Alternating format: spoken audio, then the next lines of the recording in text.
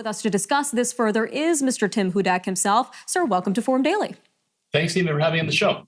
Now, you're saying that exclusionary zoning policies are at the heart of Ontario's housing affordability crisis. So tell us a little bit about these policies and how they impact housing, sir.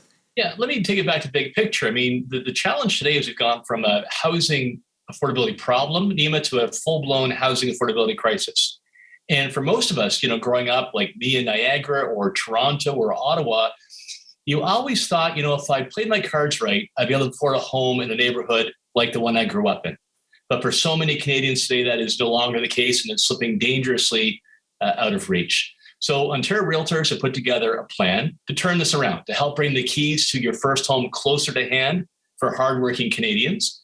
Your viewers can see it at bringaffordabilityhome.com. And you make an excellent point. One of the big issues we have today are these bylaws that were created in the 1960s and 1970s that conspire to drive up the costs and limit access to housing that is affordable. They favor monster homes and mansions, but they're actually biased against entry-level starter homes, and Lord knows we need more of those. Now, in addition to the zoning laws, there are also concerns around NIMBY, or not in my backyard forces, affecting home ownership. So can you tell us a little bit about how NIMBY forces affect ownership in Ontario? Yeah, so, picture the wartime bungalow in St. Catharines or in Etobicoke, and a property owner or developer could take that wartime bungalow that's worn out and knock it down. And it'd be very easy for that property owner then to build a 4-story monster home without much process at all that could house a wealthy family. And that's their right. They've got the property. But if a property developer said, you know what, I'm going to create 3 or 4 housing units, maybe duplexes, a townhouse on that spot, they get the runaround when it comes to process. It will require a zoning application. NIMBY forces then come in and delay a project by months or over a year.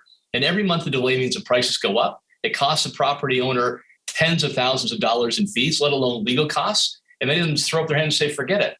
And at the end of the day, they move somewhere else. But those 3 or 4 families that could have had a nice place in St. Catharines or Etobicoke, they're out of luck. They remain in rentals or living with mom and dad. All right, sir. Well, Ontario Realtors are calling for a change in this under the More Homes, More Choice Act from 2019. So tell us a little bit about this act and how it would benefit Canadian homebuyers. Well, basically, it means we'll have more homes, whether they're starter homes. We also need more called move-up homes. Once you have kids, you need a bit more space. That's a big problem in our market, as well as rentals. We want to make sure that Canadians who work hard, who play by the rules, who've saved up their money, can have fair access into a home. And we're very worried because a recent survey that RIA did showed that almost 50% of people 45 and under in Ontario have actually looked outside of our province, Nima, solely based on trying to afford a home. That's that next generation of entrepreneurs, of talent, of job creators who could leave our province. That's a 5-alarm bell. So if you go to bringaffordabilityhome.com, you can see a number of ideas like modernizing our zoning rules, getting rid of red tape, delays, overregulation, giving first-time home buyers a property tax break when they buy their home, and also getting dirty money that's being laundered in from overseas drug lords or corrupt officials and snapping up real estate, a comprehensive plan to keep that Canadian dream of home ownership alive.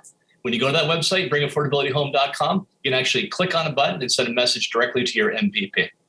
All right, sir, just about a minute left. But another thing ORIA is pushing for is as-of-right zoning. So what does that mean, and what are the benefits of it? So our policy is focusing on areas that are of high demand in urban environments here. So let's say you're within 500 meters of a subway station or a transit station, or you're right next to existing density in an urban area. That will give property owners a right to develop those types of 2, 3, or 4 family homes. They could build up, 2, 3, or 4 stories and have those as ownership or rentals as well. Right now in the province, we've got tall and we've got sprawl. We've got really high buildings and then single family homes. We need something they call the missing middle. It's important because it's affordable for first-time buyers and also really attractive for empty nesters who want to stay close to the grandkids. And then they move out and that single family home becomes available to a new starter family. All right, Mr. Hudak, thank you again for joining us today on Forum Daily. My pleasure. Thanks for your interest.